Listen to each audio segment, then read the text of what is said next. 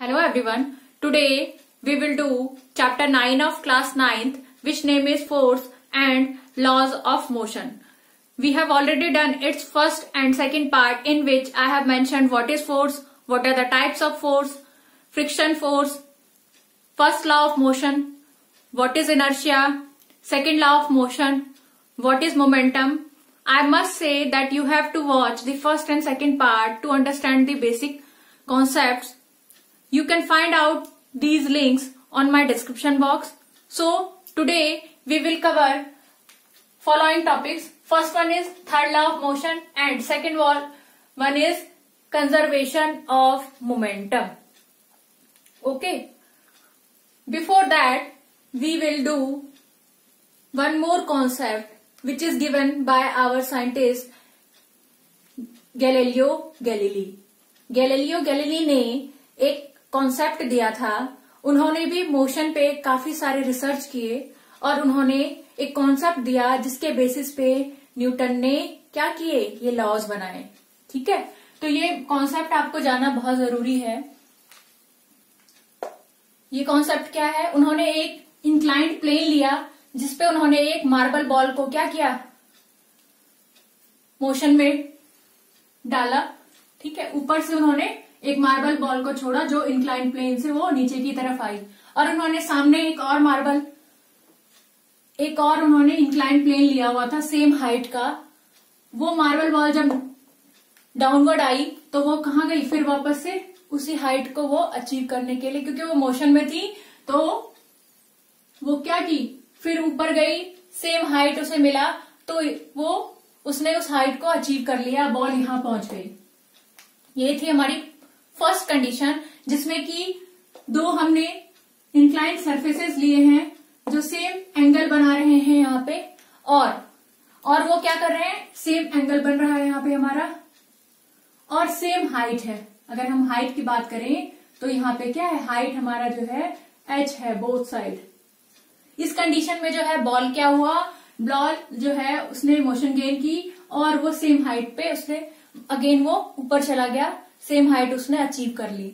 यहां हमने सपोज किया हुआ है कि जो एक्सटर्नल फोर्स है, जो अनबैलेंस्ड एक्सटर्नल फोर्स है, जो कि हमने अभी तक पढ़ा था कि वो रिस्पॉन्सिबल होता है किसके लिए, किसी भी ऑब्जेक्ट के मोशन के लिए रिस्पॉन्सिबल है. कौन?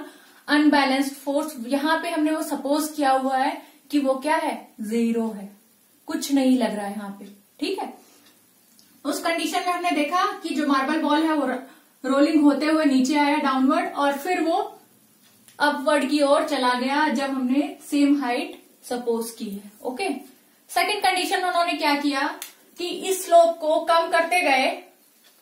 ठीक है, इसका हाइट जो है डिक्रीज करते गए. पहले इतना था हाइट, अब उन्होंने सपोज कर दिया कि जो हाइट है वो अब इतनी हो गई है, कितनी हो गई है हाइट.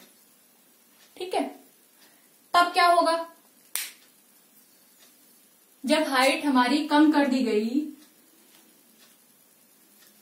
किसकी, इसकी हाइट कम कर दी गई, तो फिर क्या होगा, बॉल पे क्या इफेक्ट पड़ेगा, बॉल कहां तक जाएगा. ठीक है, तो जो यहाँ पे हमारा मार्बल बॉल था वो यहां से डाउनवर्ड की तरफ गया, फिर जब अपवर्ड जाने लगा तो उसको जो है सेम हाइट चाहिए, क्योंकि जिस हाइट से वो फॉल हुआ है उसी हाइट को वो अचीव करता है, वो उसकी टेंडेंसी है.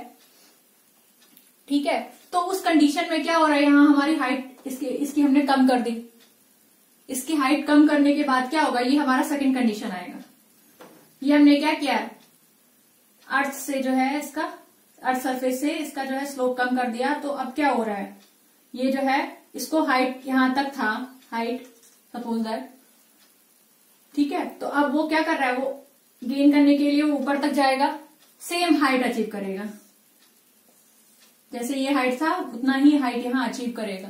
नेक्स्ट टाइम हमने सपोज किया कि हमने और हाइट कम कर दी, ये हमारी थर्ड कंडीशन, और हाइट हमने क्या कर दी, कम कर दी. अब तब भी क्या करेगा, वो ज्यादा मोशन गेन करेगा, क्या करने के लिए, उस हाइट को अचीव करने के लिए, जो हमने ये कंडीशन चुकी है. ज्यादा मोशन गेन किया उसने, क्या करने के लिए, उस हाइट तक जाने के लिए वो ज्यादा देर तक मोशन करता रहा अपवर्ड की तरफ. ठीक है, अब हमने सपोज कर लिया लास्ट की जो हमने इंक्लाइंड प्लेन शो किया था वो हमने इंक्लाइंड बिल्कुल ही क्या कर दिया, सेकंड वाला जो हमारा इंक्लाइन प्लेन था, स्लोप बना रहा था प्लेन, वो हमने क्या किया, उसको बिल्कुल ही 0 कर दिया। तो उस कंडीशन में ये क्या बन गई, एक हॉरिजॉन्टल लाइन बन गई। हॉरिजॉन्टल लाइन पे अब क्या हो रहा है, यहां से बॉल आ रही है और यहां वो क्या कर रही है, वो कोशिश कर रही है कि वो सेम इसी हाइट पे वापस जाए, बट उसको वो मिल नहीं रही हाइट। तो उस कंडीशन में वो जो है एक मोशन में आ जाती है। उस मोशन में जो उसका स्पीड होता है, वेलोसिटी होती है उसकी, वो क्या होती है, सेम होती है, यूनिफॉर्म होती है। और वो कौन सा यूनिफॉर्म स्पीड वो क्या कर लेती है, गेन कर लेती है। और इस कंडीशन में जो उसका मोशन होता है वो क्या होता है, यूनिफॉर्म मोशन होता है। तो हमने क्या देखा, जो हमारा यूनिफॉर्म मोशन के लिए किसी भी अनबैलेंस्ड फोर्स, एक्सटर्नल फोर्स की कोई रिक्वायरमेंट नहीं होती है। वहां पे जो हमारा अनबैलेंस्ड एक्सटर्नल फोर्स है वो हम सपोज कर रहे होते हैं, क्या है वो बिल्कुल ही नेग्लेक्ट है, 0 है। ओके, तो यूनिफॉर्म मोशन के लिए कौन रिस्पॉन्सिबल है, अनबैलेंस्ड फोर्स वहां पे नहीं लगेगा। ये सिचुएशन होना चाहिए किसके लिए, यूनिफॉर्म मोशन के लिए। ओके, तो ये हमने एक कॉन्सेप्ट सीखा जो किसके थ्रू दिया गया था, गैलीलियो गैलीली के थ्रू गया था। और इसी बेसिस पे कि न्यूटन ने इसको स्टडी किया, इस कॉन्सेप्ट को, और इस बेसिस पे उन्होंने कुछ लॉज ड्रॉ किए थे, फंडामेंटल लॉज। जो लॉज कौन से हुए, फर्स्ट लॉ ऑफ मोशन कहलाए, सेकेंड लॉ ऑफ मोशन कहलाए और थर्ड लॉ ऑफ मोशन कहलाए। और हमने प्रीवियस अपने वीडियोस में और प्रीवियस इसके जो पार्ट्स थे उसमें हमने फर्स्ट लॉ ऑफ मोशन किया था, जिसमें हमने क्या समझा था, कोई ऑब्जेक्ट तब तक स्टेट ऑफ रेस्ट या फिर स्टेट ऑफ मोशन में रहता है जब तक हम उस पे कोई अनबैलेंस्ड फोर्स अप्लाई नहीं करते।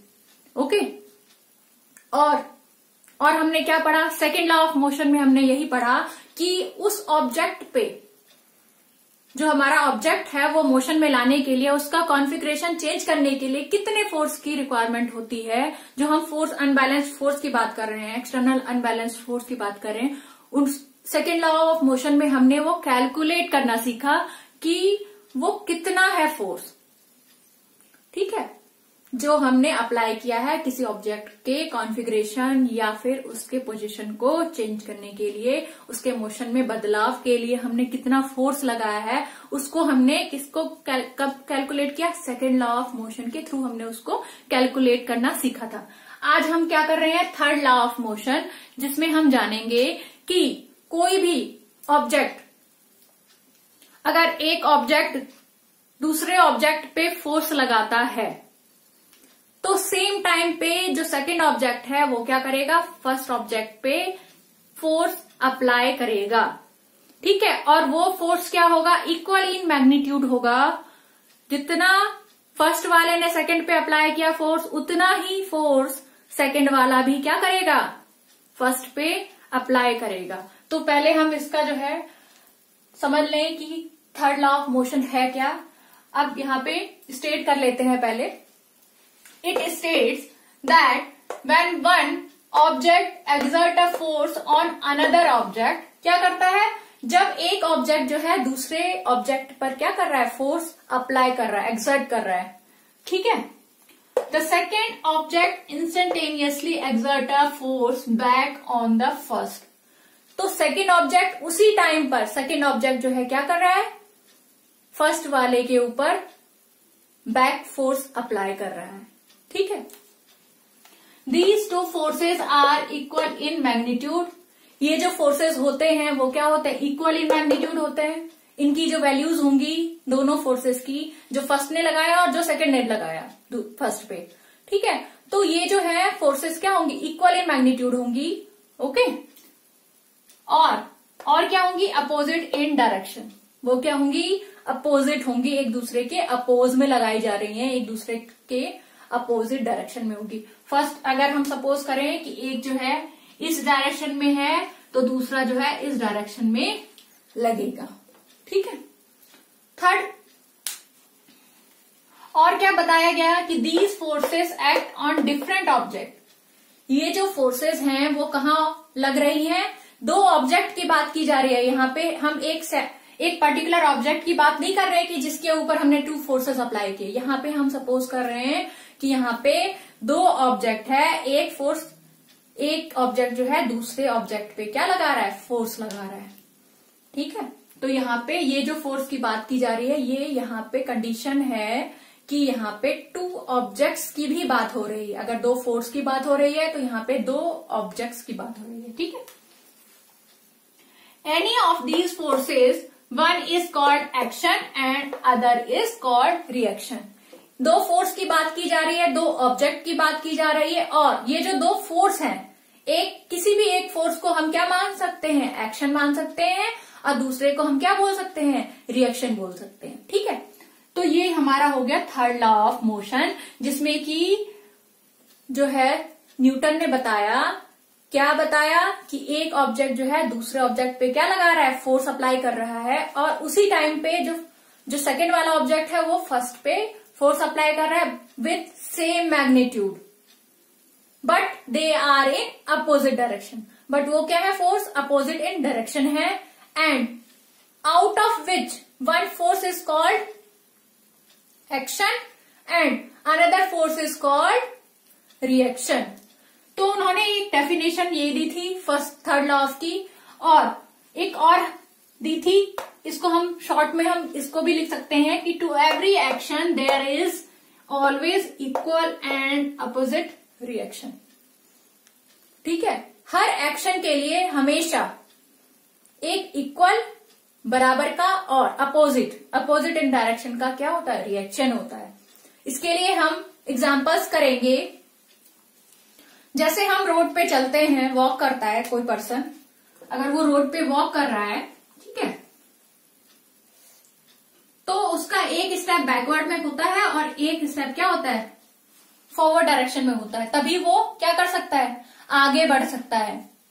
ठीक है, जब वो बैकवर्ड डायरेक्शन में अर्थ को क्या करता है, रोड को क्या करता है, फोर्स लगाता है, तो उसी टाइम पे, सेम टाइम पे उसके सेकंड लेग पे जो है कौन फोर्स अप्लाई कर रहा होता है, रोड जो है फॉरवर्ड डायरेक्शन में फोर्स अप्लाई कर रही होती है। इस कारण से ही हम चलने के लिए एप्लीकेबल होते हैं।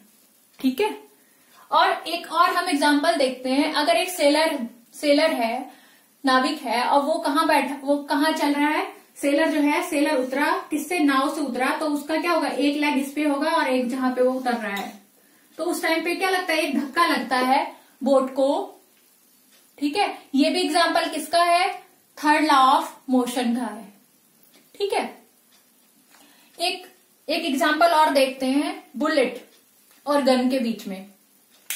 ठीक है, अब यहाँ पे बुलेट और गन की बात हो रही है, तो बुलेट जो है, गन अगर उस पर अप्लाई करता है फोर्स इस डायरेक्शन में, तो बुलेट जो है इस डायरेक्शन से बुलेट फॉरवर्ड डायरेक्शन में निकल जाती है। लेकिन यहाँ पे जो एक्सेलरेशन प्रोड्यूस हो रहा है दोनों के बीच में, फोर्स तो हमने बात की, जो फोर्स है वो क्या है, सिमिलर है। एक्शन और रिएक्शन का जो फोर्स है वो क्या है, सिमिलर है। बट यहाँ पे गन और बुलेट के बीच में जो एक्सेलरेशन प्रोड्यूस हुआ है वो डिफरेंट है। ठीक है, क्यों डिफरेंट है, जो हमारा फोर्स होता है वो होता है ma, according to second law हमने सीखा था, और यहाँ पे हम बात कर रहे हैं फोर्स जो है वो सिमिलर है। बट ma में अगर हम एक्सेलरेशन की बात करें तो वो क्या होगा, F अपॉन में m यहाँ पे क्या है, मास है। ठीक है, तो अगर ज्यादा मास होगा तो एक्सेलरेशन जो प्रोड्यूस होगा दैट इज मिनिमम, क्योंकि ये दोनों क्या है, इनवर्सली प्रोपोर्शनल है। जो हमारा एक्सेलरेशन है और जो मास है ऑब्जेक्ट का वो क्या है, आपस में इनवर्सली प्रोपोर्शनल है। तो अगर मास ज्यादा होगा तो एक्सेलरेशन प्रोड्यूस क्या होगा, कम होगा, और अगर मास कम होगा तो एक्सेलरेशन प्रोड्यूस क्या होगा, ज्यादा होगा। तो अगर हम बुलेट और गन की बात करें तो गन का जो है, जो मास है वो ज्यादा है, तो उस केस में जो एक्सेलरेशन प्रोड्यूस होगा गन में वो कम होगा। ठीक है, और अगर बुलेट की बात की जाए तो bullet as compare to the gun, bullet का जो मास है वो बहुत कम है, तो अगर मास कम होगा तो एक्सेलरेशन क्या होगा, ज्यादा। ठीक है, अगर मास कम है तो एक्सेलरेशन क्या होगा, ज्यादा होगा। ठीक है, तो उस कंडीशन में जो है बुलेट का एक्सेलरेशन बुलेट में जो प्रोड्यूस होता है वो मोर देन होता है as compare to the acceleration produced in gun. इसलिए जो है बुलेट हमारा बहुत ही तेज एक्सेलरेट होके आगे की तरफ चला जाता है। ठीक है, तो ये सारी कंडीशंस किसकी हैं, ये थर्ड लॉ ऑफ मोशन के एग्जांपल्स हैं हमारे। ठीक है, अब हम जो करेंगे वो करेंगे कंजर्वेशन ऑफ मोमेंटम। ठीक है,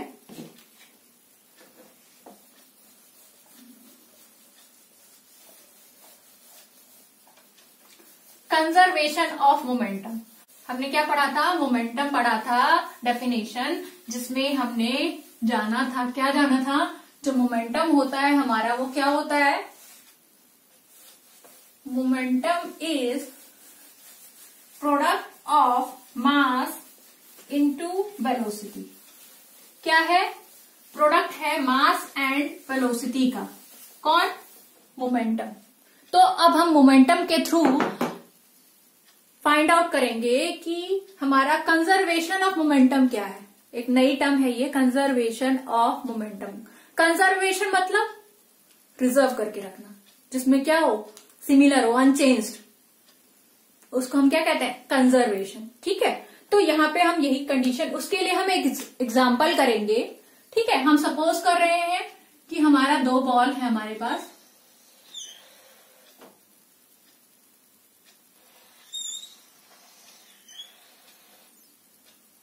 और ये बॉल क्या कर रहे हैं, एक बॉल को हम सपोज कर लेते हैं, ये क्या है, इसका मास ma है और दूसरे बॉल का मास mb है। ये हमारा बॉल a हो गया और ये बॉल क्या हो गया, b।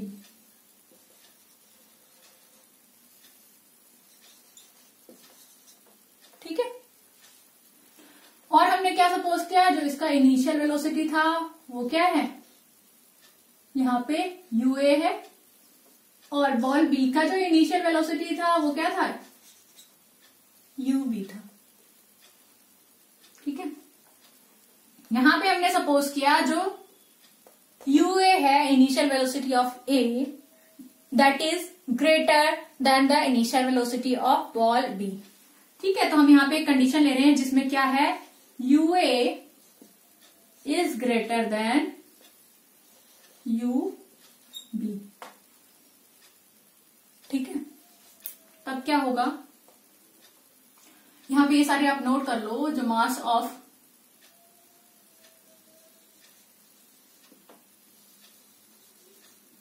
Ball A that is ma,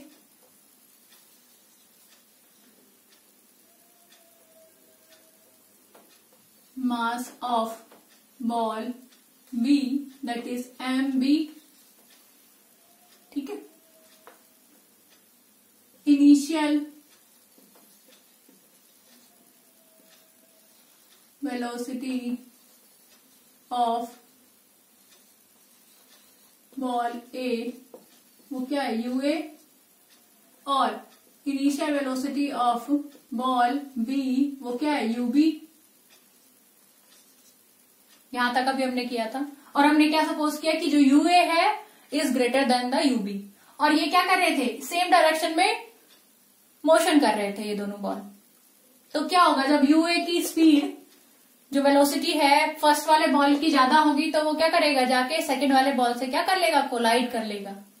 ठीक है, जब वो कोलाइड करता है, ये हमारा कंडीशन हो गया बिफोर कोलाइजन।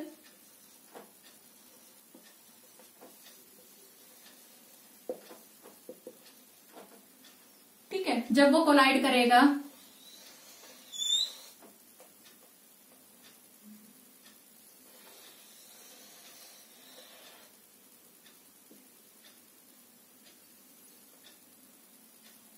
ये हो जाएगा हमारा ड्यूरिंग कोलाइजन। ठीक है, अब उसने क्या किया, इन दोनों बॉल्स ने, बॉल A और बॉल B, इन्होंने क्या किया, आपस में कोलाइड कर लिया। कोलाइड कर लिया मतलब टक्कर लगा ली। अब टक्कर लगने के बाद क्या होगा, दोनों एक दूसरे के ऊपर क्या करेंगे, फोर्स अप्लाई करेंगे according to third law. Third law ने क्या बोला था, जब हमारा ऑब्जेक्ट, एक ऑब्जेक्ट दूसरे ऑब्जेक्ट के ऊपर क्या करता है, फोर्स अप्लाई करता है, तो सेकंड वाला भी क्या करता है, फर्स्ट पे फोर्स अप्लाई करता है। तो उस कंडीशन में जो है दोनों एक दूसरे के ऊपर क्या कर रहे हैं, फोर्स अप्लाई कर रहे हैं। तो हमारा जो है एक फोर्स क्या होगा, FAB होगा, और दूसरा फोर्स उसी टाइम पे सेम मैग्नीट्यूड का होगा, जो कि क्या होगा, FBA होगा। ठीक है, दो फोर्स जनरेट हुए, FAB और FBA। अब थर्ड कंडीशन होगी आफ्टर कोलाइजन।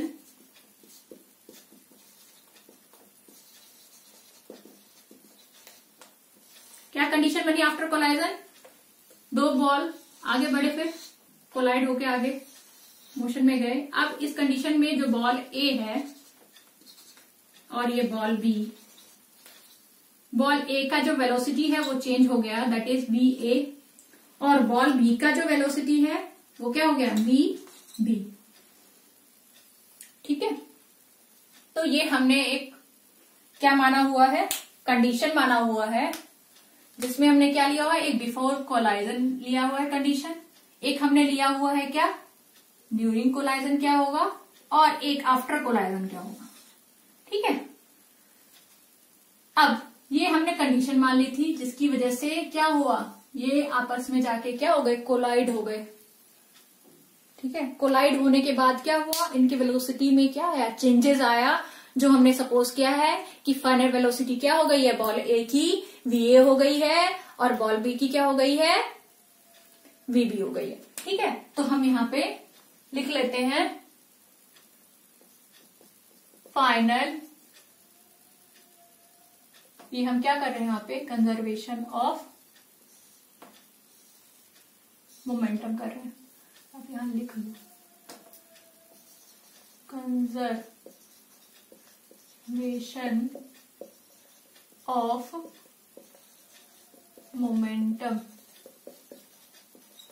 ठीक है, अब इसमें जो हमने क्या सपोज किया था, हमने सपोज किया था मास ऑफ बॉल MA है और मास ऑफ बॉल B क्या हो गया, MB हो गया। Initial velocity of ball A क्या है, UA है, और initial velocity of ball B हो गया UB। ये किसकी कंडीशन थी, बिफोर कोलाइजन।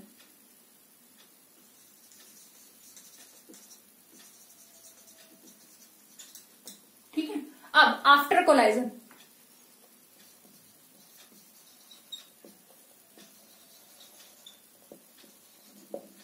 आफ्टर कोलाइजन क्या होगा, velocity final velocity of ball A कितना हो जाएगा, दैट इज VA, और final velocity of ball B कितना हो जाएगा, दैट इज VB। ठीक है, अब according to third law of motion में हमने क्या जाना कि दो फोर्सेस अप्लाई होती हैं, एक ऑब्जेक्ट जो है दूसरे ऑब्जेक्ट पे फोर्स अप्लाई करता है, और दूसरा ऑब्जेक्ट जो है फर्स्ट वाले पे फोर्स अप्लाई करता है। तो यहाँ पे हम बात कर रहे हैं दो फोर्स की। तो अगर हम सपोज कर रहे हैं यहाँ पे कि जो बॉल A है, force exerted by ball A on ball B, ball B पे कितना फोर्स लगाया है, किसने, बॉल A ने। तो इस फोर्स को जब हम बात करेंगे तो वो क्या होगा, FAB। A ने लगाया किस पे, B पे, तो क्या हो गया, FAB। दूसरा फोर्स अगर हम बात करें, force exerted by ball B और किस पे, बॉल A। बॉल A पे बॉल B ने कितना लगाया, तो बॉल B ने लगाया ना किस पे, A पे। तो ये बॉल क्या हो, ये हमारा फोर्स क्या हो गया, FBA। ओके, अब हम अकॉर्डिंग टू थर्ड लॉ की बात करें, या उससे पहले हम सपोज करते हैं, अगर हम मोमेंटम की बात करें इनकी, ठीक है, अगर हम फर्स्ट बॉल की मोमेंटम की बात करें तो इसका मोमेंटम क्या होगा, momentum of ball A before collision क्या रहेगा इसका मोमेंटम, बॉल ए का मोमेंटम होगा MA/UA, ठीक है। और momentum of ball A after collision क्या होगा, वो क्या हो जाएगा, वो हो जाएगा हमारा MA/VA, ठीक है। अब अगर हम चेंज इन मोमेंटम की बात करें इसकी तो क्या होगा, ठीक है। चेंज इन मोमेंटम हो जाएगा क्या हमारा, चेंज इन मोमेंटम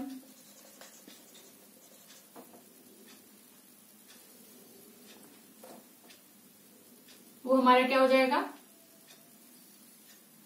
वो हमारा हो जाएगा MA, rate change with respect to time होता है ना change in momentum, rate of change in momentum हमारा क्या है MA/UA, यहां पे फाइनल वेलोसिटी की बात की जाएगी, MA/VA माइनस MA/UA, ठीक है। तो MA दोनों में से कॉमन ले लेंगे तो क्या हो जाएगा VA, और ये हमारा चेंज था ना with respect to time, VA minus UA upon में T, ये हमारा क्या हो जाएगा, rate of change of momentum किसका हो जाएगा, ऑफ बॉल ए का ये रेट चेंज ऑफ मोमेंटम है। और रेट चेंज ऑफ मोमेंटम हमने रेट चेंज ऑफ मोमेंटम हमारा क्या होता है, that is equal to the force applied, ठीक है। तो यहां पे हमारा क्या है, फोर्स हमारा ए पे क्या, ए ने क्या लगाया है बी पे, वो लगाया है FAB। तो हम यहाँ रेट चेंज इन मोमेंटम को क्या लिख सकते हैं, FAB लिख सकते हैं। FAB is equal to MA/VA minus UA upon में T, ठीक है। ऐसे ही अगर हम बॉल बी की बात करें कि बॉल बी पे क्या हो रहा है, रेट चेंज, ठीक है। तो हमारा जो है rate of change in momentum, rate change of momentum of ball B की अगर हम बात करें तो हमारा क्या होगा, यहाँ पे रेट चेंज बॉल बी की बात हो रही है तो हमारा मास जो क्या लगेगा, वो लगेगा हमारा MB, और वेलोसिटी, फाइनल वेलोसिटी जो है V की क्या है, दैट इज VB माइनस, और जो इनिशियल वेलोसिटी है बॉल बी की वो क्या है, UB। और रेट चेंज की बात की जा रही है तो हम डिवाइडेड बाय T, ठीक है। तो ये हमारा क्या है, बॉल बी का क्या है, रेट चेंज ऑफ मोमेंटम है। Rate change of momentum means यहां पे क्या हो गया, ये FBA की बात हो रही है, तो FBA इक्वल टू क्या हो जाएगा, MB/VB माइनस UB अपॉन में T, ठीक है। तो जैसे हमने फोर्स AB निकाला ना, वैसे ही हमने क्या निकाला, फोर्स BA निकाला। यहाँ मैंने थोड़ा शॉर्ट कर दिया, यहाँ आपने आप एक्सप्लेन कर सकते हो कि momentum of ball B before collision क्या होगा, MB/UB, और momentum of ball B after collision क्या होगा, MB/VB, ठीक है। ये आप यहाँ पे ये 2 पॉइंट्स यहाँ पे लिखकर, और उसके बाद आप यहाँ पे ये लिख सकते हो कि rate of change of momentum of ball B that is MB को हमने कॉमन ले लिया और VB माइनस UB लिख दिया, और यहाँ पे ये इसके किसके बराबर होता है, FBA जो फोर्स जनरेट हुआ उसके बराबर होता है, ठीक है, rate change of momentum of a ball B, ठीक है। तो यहाँ पे हमने ये वैल्यू रख दी। अब अकॉर्डिंग टू थर्ड लॉ हमें क्या बताता है,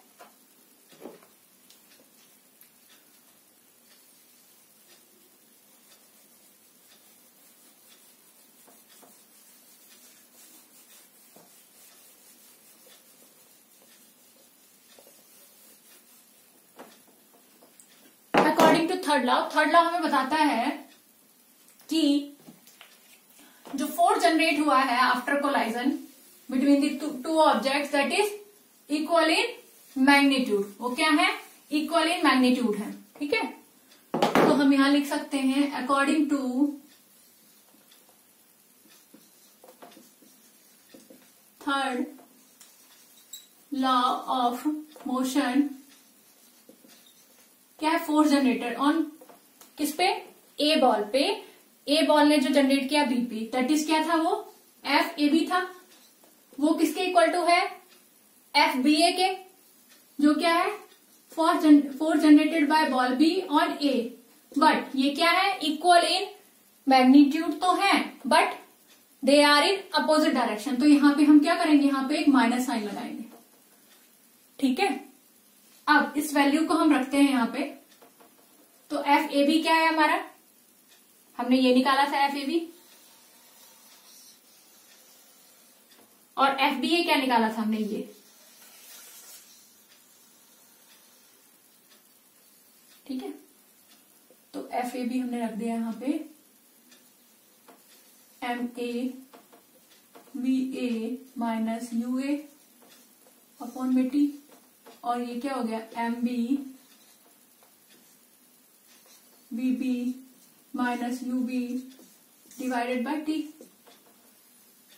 बट इन नेगेटिव डायरेक्शन। ठीक है,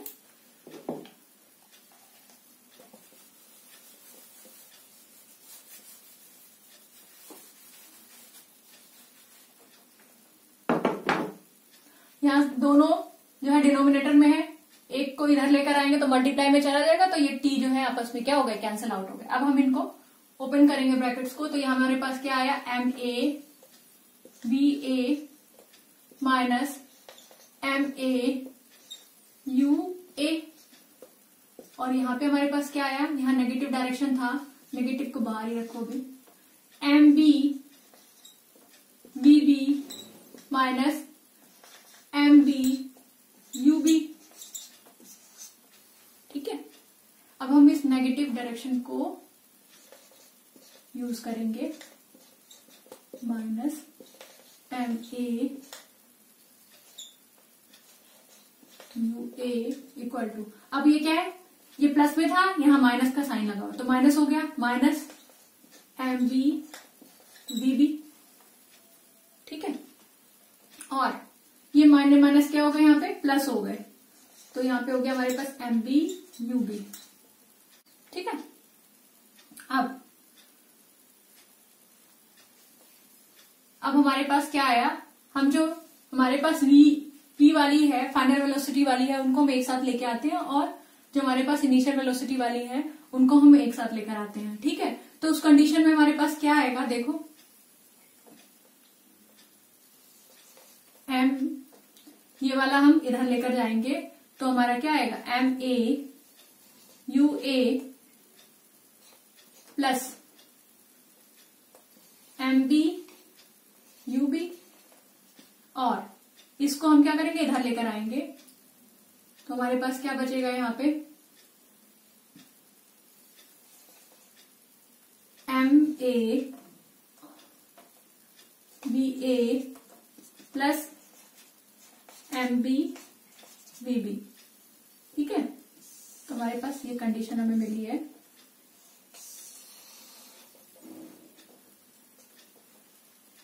अगर इस कंडीशन को हम देखें तो हमें डायरेक्ट दिख रहा है कि क्या है इसमें? एम ए यू ए, ये क्या है? किसका मोमेंटम है? ये बॉल ए का मोमेंटम कब था? जब उसका वेलोसिटी कितना था? यू ए था, मतलब बिफोर कोलाइजन। ठीक है, और यहां पे हम देख रहे हैं M B V B, M B U B, ये क्या है? मोमेंटम है किसका? बॉल बी का। कब? यू बी हम वेलोसिटी देख रहे हैं, यू बी कब था उसका वेलोसिटी? Before collision. ठीक है, तो यहाँ पे जो है ये सम हो रहे हैं। ठीक है, sum of momentum of ball A and ball B, किसके? Before collision. ठीक है, और वो किसके बराबर है? किसके बराबर है ये? M A V A. M A V A क्या है हमारा? Momentum of a ball after collision, क्योंकि यहाँ पे वेलोसिटी चेंज हो गई है, वी ए हो गई है। और momentum of ball B after collision. तो हम यहाँ पे देख रहे हैं कि जो हमारा सम टोटल है किसका, बिफोर कोलाइजन जो मोमेंटम है बॉल ए प्लस बॉल बी का, वो किसके इक्वल है, आफ्टर कोलाइजन जो बॉल ए और बॉल बी का जो मोमेंटम है उसके सम के इक्वल है। तो हम यहाँ पे लिख सकते हैं कि sum of momentum of ball A and ball B before collision equal to sum of momentum of ball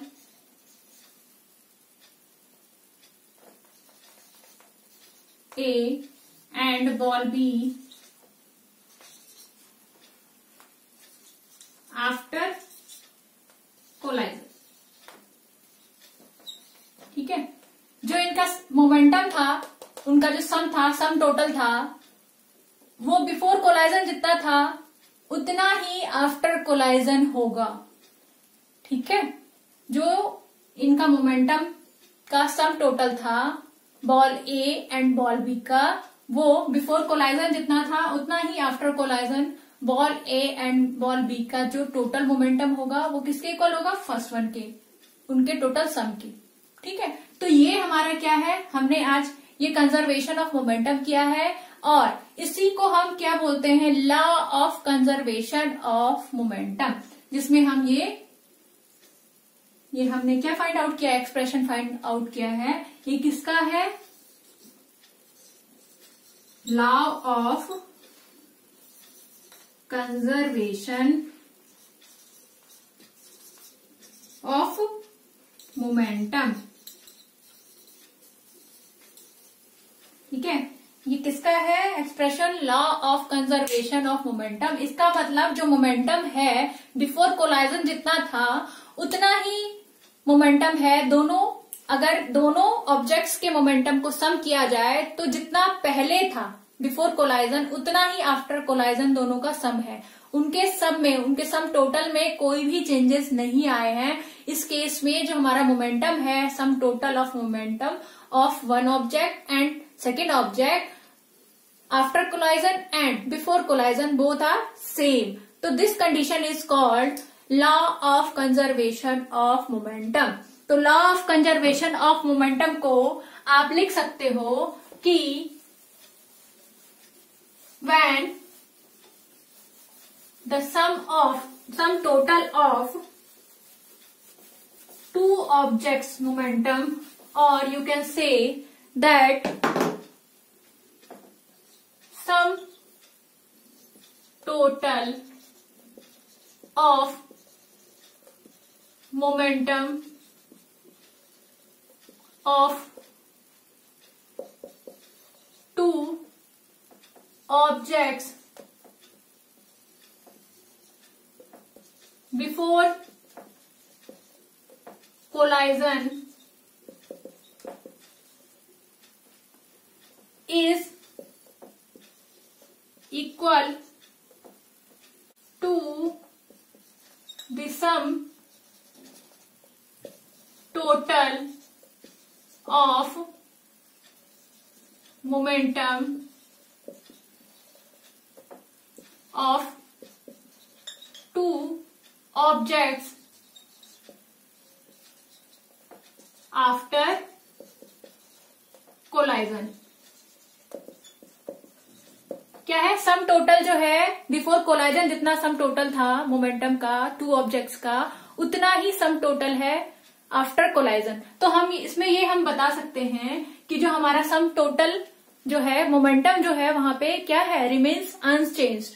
तो हम यहां लिख सकते हैं सम total of momentum of two objects remains unchanged or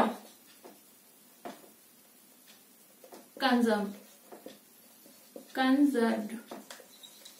ठीक है, तो यही हमारा क्या है, law of conservation of momentum. Law of conservation of momentum, जिसमें हमारा क्या होता है, जो हमारा सम टोटल होता है टू ऑब्जेक्ट्स के मोमेंटम का, वो क्या होता है, रिमेन्स अनचेंज्ड और कंजर्व्ड. जो हमारा सम टोटल है वो चेंज नहीं होता, वो सेम रहता है. जितना बिफोर कोलाइजन था उतना ही आफ्टर कोलाइजन है. तो इस कंडीशन में क्या हुआ कि कोलाइजन का कोई भी इफेक्ट नहीं पड़ा है. तो this is the law of conservation of momentum. Today we have completed third law of motion, conservation of momentum.